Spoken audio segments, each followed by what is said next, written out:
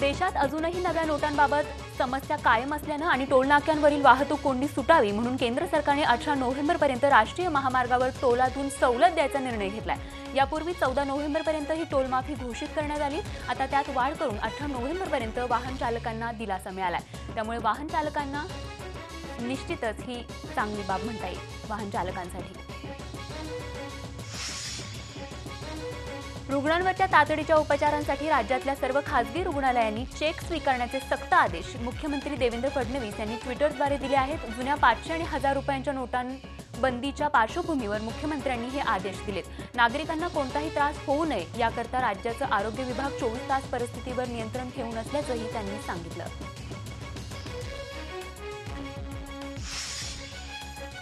College विद्यार्थ्यांची fee आणि अन्य परीक्षा शुल्क धनादेशाद्वारे स्वीकारा असे आदेश मुख्यमंत्री देवेंद्र फडणवीस यांनी दिले आहेत। सध्या नोटांचा गोंधळ सुरू असल्यानं रोखीनं फी भरता येत नाहीये। याच पार्श्वभूमीवर सर्व संबंधित विद्यापीठांना तशा सूचना देण्याचे आदेश मुख्यमंत्री शिक्षण खात्याला दिले आहेत। डीडी पे ऑर्डर ऐवजी धनादेशाद्वारे शुल्क स्वीकारा असं मुख्यमंत्र्यांनी स्पष्ट केलंय। बँकांमधील चलनाच्या तुटवड्यामुळे देशभरात निर्माण झालेल्या परिस्थितीच्या पार्श्वभूमीवर सरकारकडून नवीन नोटा बँकांपर्यंत पोहोचवण्यासाठी भारतीय वायुदलाची मदत घेण्यात येत आहे। नोटा छपाई खाण्यापासून बँकांपर्यंत पोहोचवण्यासाठी रिझर्व्ह बँकेला वायुसेनेकडून मदत करण्यात येते। हवाई दलाचे ग्लोबमास्टर हे विमान आणि हेलिकॉप्टर्स नोटांच्या वाहतुकीसाठी वापरले जात आहेत। सोमवारी काढलेल्या नव्या आदेशाने आरबीआयने एका फटक्यात जिल्हा बँकांच्या व्यवस्थापनांमध्ये चिंतेचं वातावरण निर्माण केलंय। आरबीआयने 500 आणि 1000च्या जुन्या नोटा स्वीकारण्यास आणि बदलून देण्यास सुद्धा जिल्हा बँकांना बंदी घातली आहे। त्यामुळे जिल्हा बँकांमध्ये पैसे भरायला जाणाऱ्यांची मोठी निराशा होणार आहे। आठवड्याला 24,000ची मर्यादा पाळून ग्राहकांना पैसे देण्याचे निर्देश बँकांना देण्यात आले आहेत। त्यामुळे जिल्हा बँकांशी संबंधित क्रेडिट सोसायट्या, सहकारी संस्था अडचणीत आल्या आहेत। नोटांच्या समस्येमुळे एपीएमसीमध्ये भाजीपाला विकला नसल्याने शेतकरी अडचणीत आलेला असताना राज्य सरकारने दिलासा देणारा निर्णय घेतलाय। 50 किलोपर्यंतच्या भाजीपाल्याला लगेच लागणार नसल्याची घोषणा राज्य सरकारने केली आहे। 24 नोव्हेंबरपर्यंत ही सवलत लागू करण्यात आली आहे। सुट्टे पैशांची समस्या निर्माण झाल्यामुळे हा निर्णय 500 आणि 1000च्या नोटा बदलण्यासंदर्भात केंद्र सरकारने आणखी काही महत्त्वाचे निर्णय घेतले। बँकांमध्ये भरणा करण्यासाठी येणाऱ्या ज्येष्ठ नागरिकांसाठी स्वतंत्र व्यवस्था करा असा आदेशच अर्थ मंत्रालयाने सर्व बँकांना दिलाय। तसंच दिव्यांगांसाठी वेगळी व्यवस्था करा असंही या आदेशात म्हटलं आहे। तसंच पेन्शनधारकांना दिलासा देणाराही निर्णय घेण्यात आलाय। हयातीचा दाखला सादर करण्यासाठी मुदतवाढ देण्यात आली आहे। आता 15 जानेवारीपर्यंत हा दाखला सादर करता येणार आहे। स्कूल बस असोसिएशनने बुधवारपासून पुकारलेला संप आता मागे घेतलाय। डिझेल भरायला लागणारे पैसे आणायचे कुठून असा सवाल करत स्कूल बस असोसिएशनने पालकांना वेठीला धरत संपाची भूमिका जाहीर केली होती। मात्र सरकारने जुन्या नोटा पेट्रोल पंपावर चालतील असं जाहीर केल्याने स्कूल बसचा संप आता मागे घेण्यात आलाय। 500 आणि 1000च्या नोटा चलनातून बाद झाल्याने नागरिकांची गैरसोय होऊ नये म्हणून एकीकडे राज्यातील टोलमाफी 18 नोव्हेंबरपर्यंत वाढवण्याचा निर्णय राज्य सरकारने घेतला असताना दुसरीकडे आता विमानतळांवर पार्किंगसाठी शुल्क आकारलं जाणार नाहीये। त्यामुळे 21 नोव्हेंबरच्या मध्यरात्रीपर्यंत देशातील सर्व विमानतळांवर पार्किंग मोफत करण्यात आली आहे। ऊसतोड कामगार पंतप्रधान नरेंद्र मोदींनी 500 आणि 1000 रुपयांच्या नोटा रद्द केल्याच्या निर्णयाचं समर्थन करतायत। मात्र या ऊसतोड कामगारांच्या मुकादमांना त्यांना उचलीपोटी 500 आणि 1000च्याच नोटा दिल्या आहेत। त्यामुळे त्यांच्या अडचणीमध्ये वाढ झाली आहे। 500 आणि 1000च्या नोटा कुठे चालत नसल्यानं घर चालवताना आता या कामगारांची कसरत होतीये। त्यातच बँकेत खातं नाही, त्यामुळेही मोठ्या अडचणींचा सामना त्यांना करावा लागतोय। सरकारी रुग्णालय, टोलनाके, पेट्रोल पंप या ठिकाणी 500 आणि 1000च्या जुन्या नोटा आता 24 नोव्हेंबरपर्यंत घेण्यात येणार आहेत। शिवाय नागरिकांच्या सुविधेसाठी बँका उघडल्यावर 4 वेगवेगळ्या रांगा करण्यात येतील। पैसे काढणं, पैसे खात्यात भरणं आणि नोटांची अदलाबदल करणं यासाठी वेगवेगळ्या रांगा असणार आहेत। याशिवाय चौथी रांग वृद्ध आणि दिव्यांग व्यक्तींसाठी असेल असं वित्त सचिवांनी स्पष्ट केलंय। देशातील नोटांचा तुटवडा संपवण्यासाठी नाशिक करन्सी नोट प्रेसमध्ये अहोरात्र काम करण्यात कामगार मग्न आहेत। जुन्या नोटांपासून 500च्या नोटा अधिकाधिक छापल्या जात आहेत। 5 मिलियन नोटा रवाना करण्यात आल्या असून येत्या आठवड्यात अजून नोटा पाठवण्यात येणार आहेत। यासाठी प्रत्येक कामगार झटत असल्याचा निर्वाळा कामगार संघटनेने दिला आहे।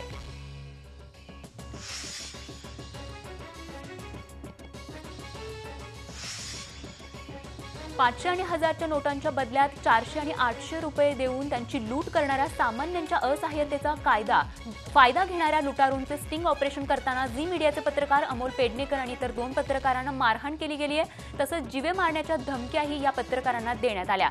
या प्रकारानंतर पुन्हा एकदा पत्रकारांच्या सुरक्षेचा प्रश्न ऐरणीवर आलाय। नोटाबंदीच्या निर्णयानंतर पुण्यामध्ये चोरट्यांनीही लॉंग ब्रेक घेतलाय। शहरात गेल्या 6 दिवसात घरफोडीचा एकही गुन्हा दाखल झालेला नाहीये। चोरीतून मिळणाऱ्या जुन्या नोटांची तत्काळ विल्हेवाट लावणं शक्य नसल्यानं चोरट्यांनी विश्रांती घेतल्याची चर्चा आहे। जालन्यातील चंदनझिरा पोलिसांनी 2 ठिकाणाहून 30 लाखांची रक्कम जप्त केली आहे। जप्त केलेल्या रकमेत 1000 आणि 500 रुपयांच्या नोटांचा समावेश आहे। औरंगाबाद जालना रोडवर असलेल्या नागेवाडी इथल्या टोलनाक्यावर निवडणूक पथकाच्या अधिकाऱ्यांसह पोलिसांनी स्विफ्ट कारची झडती घेतली। त्यामध्ये गाडीतील बॅगमध्ये तब्बल 21,70,000ची रक्कम आढळून आली। संपूर्ण देशात ज्या 500 आणि 1000च्या जुन्या नोटांनी खळबळ माजवली आहे त्याच नोटा नागपूरच्या एका बंद फ्लॅटमधून पोलिसांनी जप्त केल्या। पोलिसांनी 1,87,50,000 रुपये जप्त केले असून या घटनेने संपूर्ण शहरात हाहाकार माजला असून चर्चांना उधाण आलंय। पोलिसांनी या प्रकरणात 4 ताब्यात घेतलं असून यापैकी एक चार्टर्ड अकाउंटंट देखील आहे। पोलिसांनी या संपूर्ण घटनेची माहिती आणि ताब्यात घेतलेल्या 4 आयकर विभागाच्या हवाली केलं असून पुढील तपास सुरू आहे। 1000 आणि 500 रुपयांच्या जुन्या नोटांच्या बंदीमुळे राज्यातील पालिकांच्या तिजोरीत आणखी भर पडणार आहे। पालिकांची कर स्वीकारणारी काउंटर सुरू राहणार आहेत। गेल्या आठवड्यात विविध करांपोटी तब्बल 550 कोटींहून अधिक कर भरणा झालाय। पण आता केंद्रानं जुन्या नोटांना 10 दिवसांची आणखी एक संजीवनी दिल्यानं राज्य सरकारही कर वसुलीसाठी या नोटा स्वीकारणं सुरूच ठेवणार आहे का याकडेच आता सर्वांचं लक्ष लागलंय। हजारो कोटी रुपयांचा कारभार करणाऱ्या नाशिक महानगरपालिकेचे गेल्या 8 वर्षांपासून बिननोंदी लेखापरीक्षण झालं नसल्याचं माहितीच्या अधिकारात उघडकीस आलंय। या धक्कादायक खुलासानंतर लोकप्रतिनिधींनी दोषींवर कारवाई करण्याचा इशारा दिलाय। तर जोपर्यंत लेखापरीक्षण पूर्ण होत नाही तोपर्यंत महापालिकेच्या निवडणुकांना स्थगिती देण्याची मागणी सामाजिक कार्यकर्त्यांकडून केली जाते। नागपूरच्या धरमपेठ भागातील बार समोर गोळीबाराची घटना घडली। सुदैवाने या घटनेत मात्र कोणीही जखमी झालं नाही। 2 गटात झालेल्या वादामुळे हा गोळीबार झाला। घटनेनंतर गोळीबार करणाऱ्या आरोपींनी घटनास्थळाहून पळ काढला। घटनेची माहिती मिळताच पोलीस घटनास्थळी पोहोचले। गोळीबार करणाऱ्या 5 जणांची ओळख पटली आहे। ते सराईत गुन्हेगार असल्याचं निष्पन्न झालं असून पोलीस आरोपींचा शोध घेत आहेत। गायींसाठी टेस्ट ट्यूब बेबीचं तंत्र वापरण्यात आलंय। देशातील खिलार गायींवरील पहिला प्रयोग इंदापूरमध्ये करण्यात आला। देशी गोसंवर्धनासाठी हे मोठं पाऊल असल्याचं समोर येतंय। या प्रयोगामुळे खिलारी गायींचं देशातील पहिलं टेस्ट ट्यूब वासरू इंदापूरमध्ये जन्माला येणार असल्याचं निश्चित झालंय। प्रेम प्रकरणातून 2 जणांनी आत्महत्या केल्याची घटना कोल्हापुरात उघडकीस आली आहे। रंकाळा तलावाच्या शेजारील खाणीत या दोघांचे मृतदेह पाण्यावर तरंगताना आढळून आल्यानंतर या प्रकरणाचा उलगडा झालाय। स्वाती सणकर आणि विकास राऊस असं आत्महत्या केलेल्या दोघांची नावं आहेत। या घटनेची नोंद कोल्हापुरातील राजवाडा पोलीस स्टेशनमध्ये झाली असून पोलीस अधिक तपास करत आहेत। रत्नागिरी शहराजवळच्या मिरकरवाडा बंदरात पहाटे एक मच्छीमारी बोट जळून खाक झाली। इंजिन सुरू करताना बोटीला अचानक आग लागली। पहाटेच्या सुमारास ही घटना घडली असून हाजी हसेनी शाहीन असं या बोटीचं नाव आहे। या आगीमुळे बोटीचं 30 लाखांचं नुकसान झालंय। समुद्रात मच्छीमारीसाठी बोट जाण्यासाठी सज्ज असताना ही घटना घडली। मत्स्य विभागाच्या अधिकाऱ्यांनी बोटीची पाहणी केली असून पंचनामा करण्यात आलाय। शेतकऱ्यांचं उत्पादन इतरत्र देशात आणि विदेशात पाठवणं शक्य होण्याकरता राज्यातील वर्धा, जालना आणि नाशिक इथे ड्रायपोर्ट उभारणार असल्याची घोषणा केंद्रीय दळणवळण मंत्री नितीन गडकरी यांनी नागपुरात केली। यामुळे नागपुरातील संत्री देशाबाहेर सहज निर्यात करता येऊ शकेल आणि इथल्या संत्रा उत्पादकांना अच्छे दिन येतील अशी अपेक्षा देखील त्यांनी यावेळी व्यक्त केली।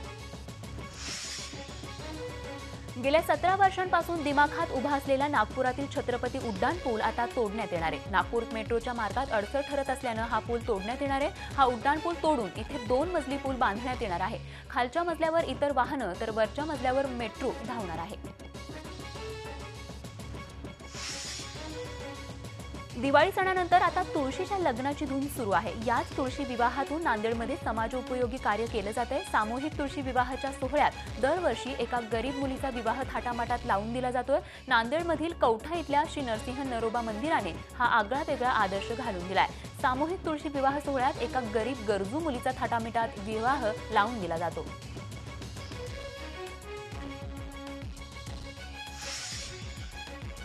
1500च्या नोटा रद्द केल्यामुळे नागरिकांनी जुन्या नोटा बँकेत जमा केल्या आहेत। तब्बल 3 लाख कोटींपेक्षा जास्त पैसे बँकांमध्ये जमा झालेत, त्यामुळे कर्जावरील व्याजदर कमी करण्याची शक्यता आहे। स्टेट बँक ऑफ इंडियाच्या अध्यक्षा अरुंधती भट्टाचार्य यांनी या संदर्भात विश्वास व्यक्त केलाय। गर्दी कमी झाल्यानंतर स्टेट बँक ऑफ इंडियाच्या एटीएम मधून पुढल्या काळात 50 आणि 20 रुपयांच्या नोटा मिळणार असल्याची ही माहिती भट्टाचार्य यांनी दिली आहे। 16 तारखेपासून सुरू होणाऱ्या संसदेच्या हिवाळी अधिवेशनाच्या पार्श्वभूमीवर लोकसभा अध्यक्षा सुमित्रा महाजन यांनी सर्वपक्षीय बैठक बोलावली होती। अधिवेशनाचं कामकाज सुरळीत सुरू राहावं यासाठी हा प्रयत्न आहे। मात्र नोटा रद्द करण्याच्या निर्णयाचे पडसाद या अधिवेशनात उमटणार हे नक्की। मात्र एनडीए मधल्या सर्व पक्षांचा नोटा रद्द करण्याच्या निर्णयाला पाठिंबा असल्याचा दावा भाजपने केलाय। पाकिस्तानच्या बलुचिस्तान प्रांतात एका मशिदीमध्ये झालेल्या स्फोटात 43 जण ठार तर अनेक जण गंभीर जखमी झालेत। अत्यंत दुर्गम असलेल्या खुजदार जिल्ह्यामध्ये खूप गावामध्ये ही घटना घडली आहे। आयसिसने या हल्ल्याची जबाबदारी स्वीकारली आहे। सिरियामधल्या अलेपो शहरात युद्धामुळे झालेल्या भीषण संहार ड्रोनच्या सहाय्याने टिपण्यात आलाय। शहरातल्या अलशार भागातील ही दृश्य आहेत। अलेपो मीडिया सेंटरने हा व्हिडिओ जारी केलाय। फ्रान्सची राजधानी पॅरिसमध्ये 130 जणांचा बळी घेणाऱ्या भीषण अतिरेकी हल्ल्याला 1 वर्ष पूर्ण झालं। या निमित्त शहरातल्या हल्ल्यांच्या 6 ठिकाणी नागरिकांनी एकत्र येत या भीषण हल्ल्यात बळी पडलेल्यांना श्रद्धांजली वाहिली। युक्रेनच्या संसदेमध्ये 2 खासदारांची तुंबळ हाणामारी झाली। रॅडिकल पार्टीचे ओले लिश्को यांच्यावर विरोधी पक्षाचे नेते युरी बोयको यांनी बुक्क्यांचा मारा केला। संसदेच्या बैठकीदरम्यान बोयको यांचे रशियाशी छुपे संबंध असल्याचा आरोप लिश्कोंनी केला, त्यामुळे बोयको संतप्त झाले आणि त्यातूनच हा गोंधळ निर्माण झाला।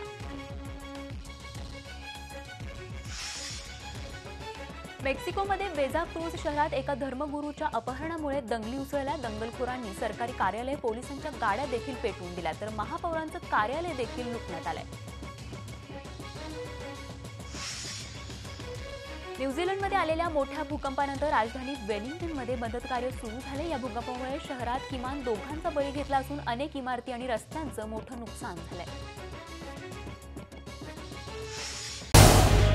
झी 24 तास रहा एक पाऊल पुढे।